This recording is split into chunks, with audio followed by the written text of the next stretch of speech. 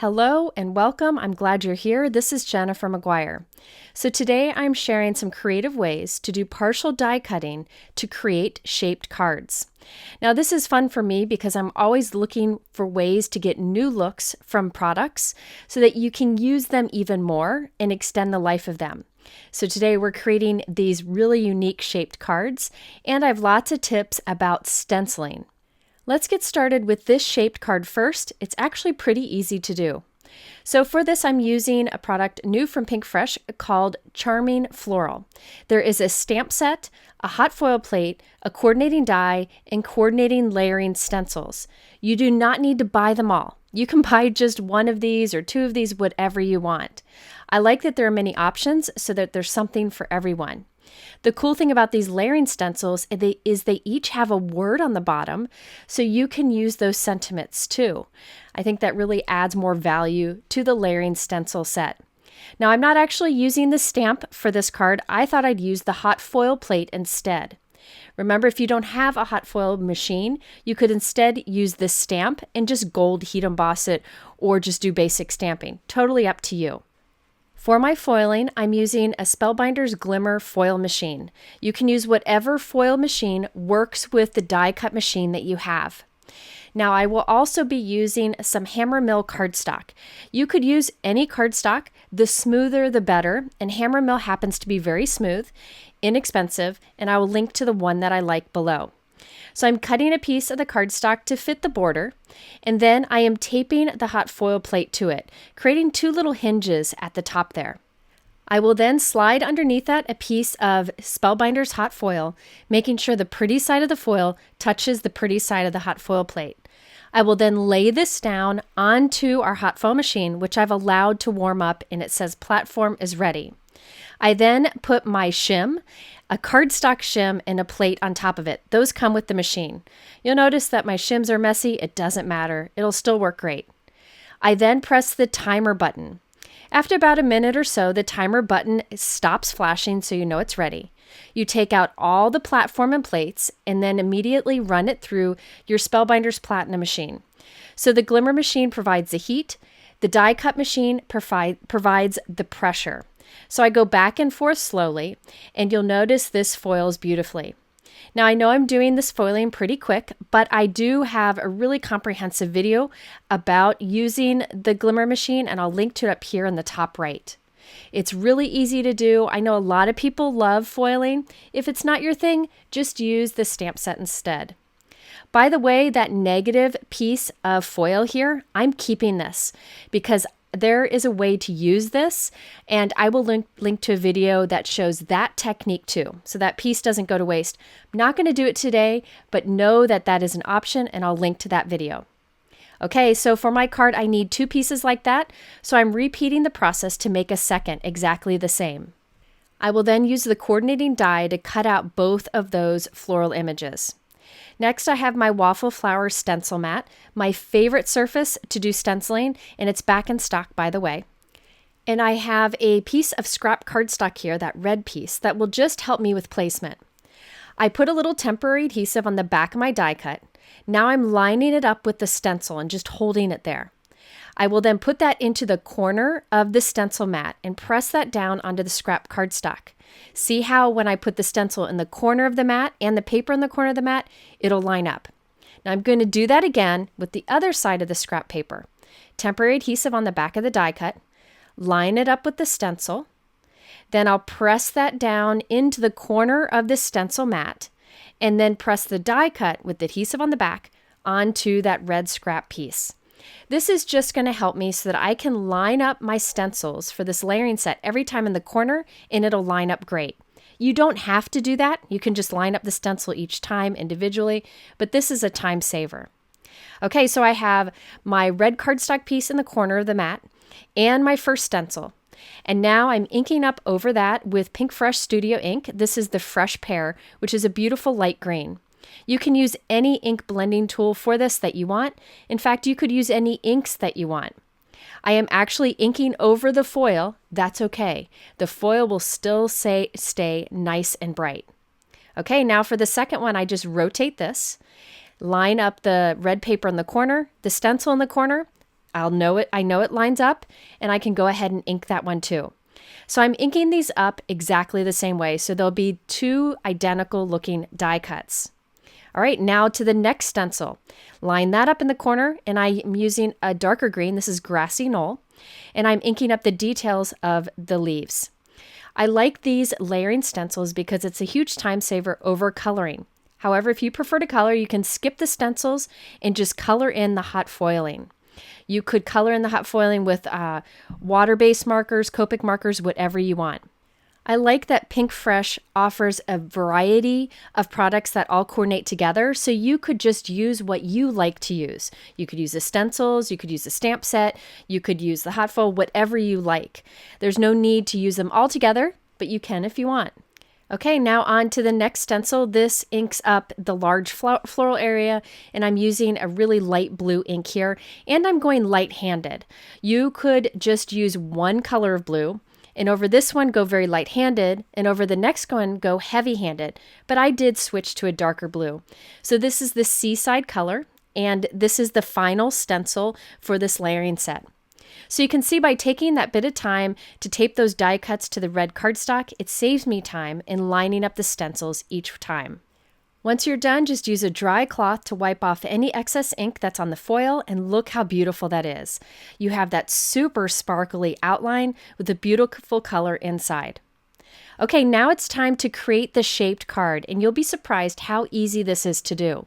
I'll be using that large coordinating die, but you could also use border dies to do this or other large shapes. Okay, so I have a note card here that is 5.5 inches wide, but it's a little bit shorter. It's only 4 inches tall. So this will allow me to create a hinge at the top. Just stick with me here. At the bottom of that note card, I'm lining up the edge of this die and kind of centering it and lining it up right with the bottom. So the crease of the card is up towards the top of the screen. I will then tape that into place, and we're running this through our die cut machine, but with partial die cutting. I'm demonstrating with the Platinum die cut machine, but you could use whatever machine you have.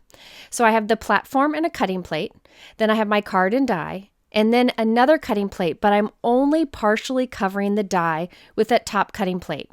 Anything under the cutting plate will cut, anything hanging out to the right will not cut. So I'm going to make it so that this cutting plate covers about 2/3 of that die. I'm kind of stopping right there, running that through my die cut machine, and this will just partially cut that die.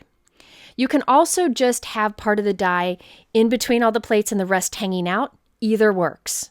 So there you can see how that cut through both layers. If your cardstock is super thick and doesn't want to cut through both layers, just run it back and forth a few times. So now the bottom open edge of the card is die cut. Now we can take this die and put it towards the top. So this is the folded edge of the note card. And I'm allowing the die this time to hang off the edge a bit up there at the top. See how it's hanging off the edge? That's so we can create a hinge up there to turn this into a note card. Just stick with me and you'll see in a moment. I'm doing the exact same process as before, putting part of the cardstock and die under the top cutting plate. And I'm about doing the same, so about 2/3 of that die is under the cutting plate. All right, so I'm going to run that back and forth, and then that will cut through that top edge. Now this is a technique that works really well with a lot of different dies and allows you to get different shapes or different looks from dies you may have. Now, I was afraid that one wouldn't cut through all the way, so I thought I'd just run it through one more time so I can get through both of those layers, and I checked and it did cut through. So now I just remove all that excess up there on the top, and we have a folded shaped card. Now you notice there's that area in the center where the dies don't overlap. I just cut that into two little pieces that kind of stick out the sides. We'll cover that up later with a cardstock strip. We just want to have the shape at the top of the card and at the bottom of the card. Now I'm adding adhesive towards the top area and taking one of my inked die cuts and lining it right up with the die cut edge. So this die cut will stick off the top of the card a bit because we have that hinge on the note card itself. Because remember how we had the die hanging off the edge a bit? That way we have a folded card. Now the other die cut gets glued to the bottom of the note card, and already you can see how this is taking shape. So you could just trim off the sides there that are sticking out and just put a sentiment at the center, but I do plan to cover that area in the middle with pieces of cardstock. Now for a sentiment on this, I thought I'd use the new Pinkfresh brushed sentiment sets. Now these are all again available separately. There's a stamp set, there are hot foil plates, and there are layering stencils and coordinating dies. Now you could use the layering stencils with the coordinating dies, the stamps with the coordinating dies, or the hot foil plates with the coordinating dies.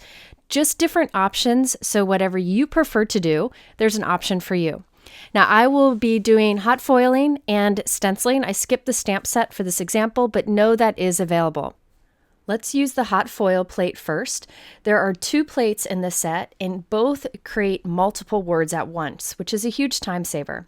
So I have my hammer mill cardstock, my foil pretty side facing up. Then we put the hot foil plate on that. We'll flip that over and put that onto the hot portion of the glimmer machine.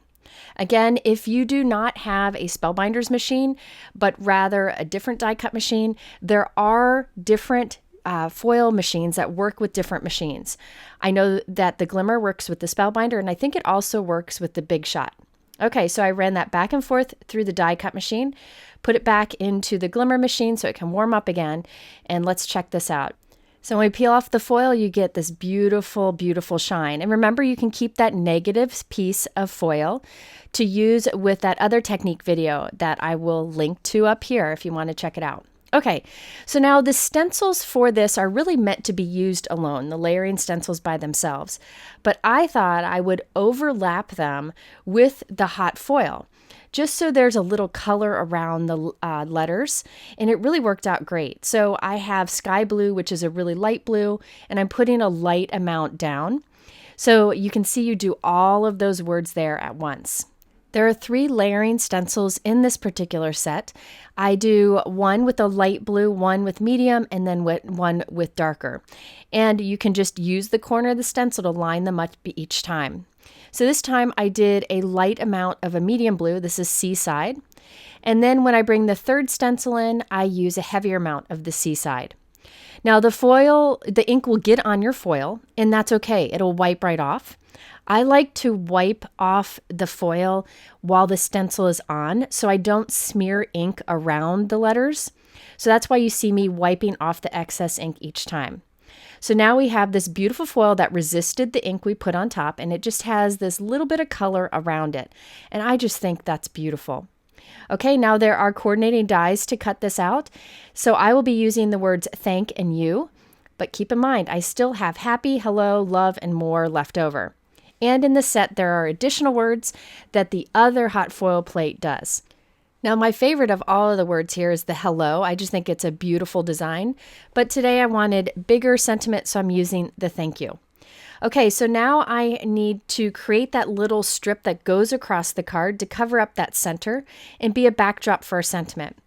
I looked at my cardstock and I found that the Memory Box Ocean Blue 6x6 paper pad has beautiful blue colors of cardstock that match my ink wonderfully. So I took out a piece of that, and I have a white cardstock strip, and I'm matting the cardstock strip with the blue paper. If you've never looked at these paper pads before, I really like them because there are so many different colors in one pack. You can see some of the colors over there on the cover of it. And it really makes finding the right color that you need very easy. At this point, I'm trying to decide if I want to do a dark blue foiled sentiment like the U there, or the ones that we just created. And I decided to go for the softer look of the ones we just created. However, I do find that by stacking additional die cuts behind our pretty words, it makes it stand out. And look at this, it makes a big difference. The thank doesn't have any additional die cuts behind it. The U does. See how that dimension helps to make the words stand out against the background? I think that's a big difference, and I just wanted to show that to you. I do find using scraps of cardstock to build up that dimension is better than using foam tape because it holds up much better in the mail, and you can use up your little scraps. But if you don't like to add dimension to your cards, that's totally fine. It's really a personal preference, and you could just glue it down flat. Okay, so now we have this strip that I'm going to glue right down the center, and then we will add the thank you right on top of that. So I didn't have to cover up the center if I didn't want to, but I felt like this allowed our sentiment to stand out a bit more since I used such soft colors on them. Okay, let's look at the completed card. I did add a few soft blue pearls to the background just for a little bit of dimension.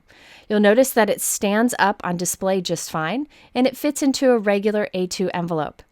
Now the little hinge at the top really makes a big difference in making this shape card really feel like a more traditional card with a twist. You can see there the inking that we have around our foiled letters, and then the foil outline of the inked flowers. A lot of shine to this in real life, and it doesn't rub off, it doesn't get damaged, it really gives a beautiful result. Now I know foiling isn't for everyone, and not everyone has a foil machine, so they do have the stamps, and you could do the same card but using just the stamps or using just the stencils. And I like that there are different options, so there's something for everyone. And in this next card, I just use the layering stencils pretty much to create the entire card. The only stamping is that I am smiling because of you sentiment. Now this is a Slimline card, and it has those openings that are fun and unique, and it's created with partial die cutting. Now this is the new Pinkfresh Studio Daisy Slimline frame. It's a long, large stamp set. There are coordinating layering stencils and a coordinating die. Now I'm just using the layering stencils and dies, but I wanted to show you that there is the stamp set available to go with it. By the way, the pocket that I was storing these in are new Slimline pockets from Trinity stamps, and I'm really excited about it because it actually contains these really long stamp sets. Now, Pinkfresh has a lot of stamp sets, layering stencils, and dies of this style, of the Slimline style, if that's something that you like. But keep in mind, you could do this card with the traditional card size and other background stamp and die if you prefer. And keep in mind, you could use this stamp set on a traditional card size also. Okay, so let's do some stenciling. I have my stencil mat here. I always make sure that this is clean before I start to stencil again, so I don't get any ink on the back of my new project. I am doing my stenciling right onto the card, so I want to make sure the back of this card is clean. Sometimes I'll even tape a piece of copy paper to the back to make sure it does stay clean. Now that card that I have there is just a folded piece of cardstock. So it is 11 inches wide by 4¼ inches tall. I will trim it down. It's just easy to start that way. I'm lining up the first layering stencil into the corner of our card, so the crease is up there towards the top of the screen. Over this first layer, I'm putting the sky blue ink. I make sure that I don't ink up all of it evenly. I do some areas lighter and some areas darker because that's the fun of a stenciled image. Now we're in with the next stencil. I just line up the corner each time. These stencils are very easy to line up because there are little tick marks in the corner. Also, they engrave like stencil number 1, 2, 3, so you know which is the front and which is the top. And it's also a nice suggestion onto what order to do the inking.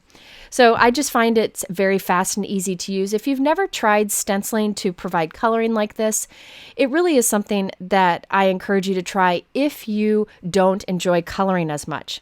Now, if you prefer to color images with your Copic markers or watercolor, by all means do that and just use the stamp set with it. But if you're like me and prefer inking, stencils are wonderful, especially layering stencils.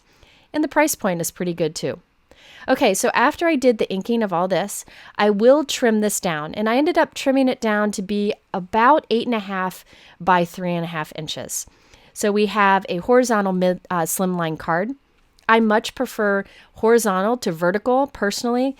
So usually when I make slimline, that's what I've discovered I like to focus on. Now I'm taking the coordinating die, which will just cut out the middle area, and lining it up and taping it in place. Next, I'm measuring 2 inches in from each side. Now you could do more or less, but I thought this was a good amount to make an area in the middle that will hold my thank you. These pencil marks will be where I do my partial die cutting up to, where the edge of the plate will be. So now I'm taking the top cutting plate, lining up the edge of that where that pencil line is, or roughly close to it. Anything under the plate will cut, anything outside of the plate won't. I like to go back and forth a couple times because we're cutting through both the front and the back of the card. Now I'll rotate it and do the exact same thing on the other side. You can see that is really easy to do, and it'll create a really unique look in the end. Okay, so now here's the thing. We need to cut away a straight line, straight vertical lines right there, connecting where the die cutting stopped and started at the top and bottom. You could use a craft knife with a straight edge, but I like this Fiskars trimmer because you can drop the blade and stop it wherever you want. So I just cut from where the die cutting started at the top to where the die cutting ended at the bottom. And I'll do the same thing on the other side. Again, if you don't have a trimmer like this, just use a craft knife, or if you're good with scissors, you might be able to work that out too. But for me, this trimmer is a lifesaver for things like this. Okay, so now we have this fun Slimline card with those unique openings. Next, I need to do my sentiment, which says thank you. Now, before I did the hot foiling and then the stenciling on top. This time, I'm just doing the stenciling alone. So I started with the Seaside ink and applying that over the first stencil. Now I'm coming in with the second stencil and applying the same color but very heavy amount. Notice that I have my cardstock and my stencil right into the corner of my stencil mat, making it very easy to line up each time. It takes no thinking, just pop it right into that corner. You can also use the corner of a MISTI stamping tool, or you could kind of create a little corner or nook to tuck your cardstock and stencil into each time. Now for the third one, I'm coming in with the sapphire color, which is beautiful. And check out these words. I love the ribbon look to it.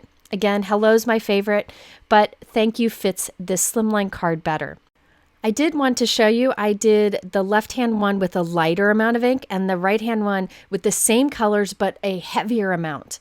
I like that you can do that with stencils. You can get a lot of different looks with just a few inks. But I will be using the brighter option for today's card. Okay, so I did stamp I Am Smiling Because of You with the sapphire ink from the stamp set that I showed you at the beginning of this video.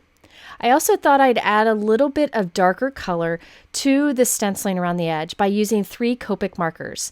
And this will just give a little more highlight. I did not spend much time. Very quick, just adding little dots or lines here and there, just to make it stand out a bit more. I used B28, YG09, and I believe YR07. Sometimes I like to do that to stenciling just to make colors kind of pop, and it makes it match the colors of the ink that I use too. Some of that darker blue makes it pop even more.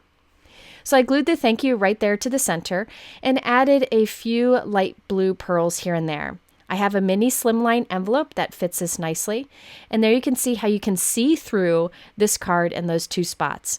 It just is something different to do. I think it's fun to do something different with our supplies. So that's what kind of came to my mind with doing partial die cutting with this large floral frame. All right, so there you have it. 2 fun ways to use partial die cutting. If you've never tried it, I encourage you to do so. If you have questions, you can leave them in the comments below. And if you are interested in anything I used today, I do have those linked below in the description too, links to the different products.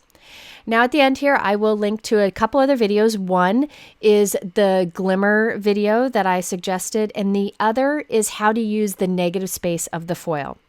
Thank you for watching. We'll see you soon and have a great week.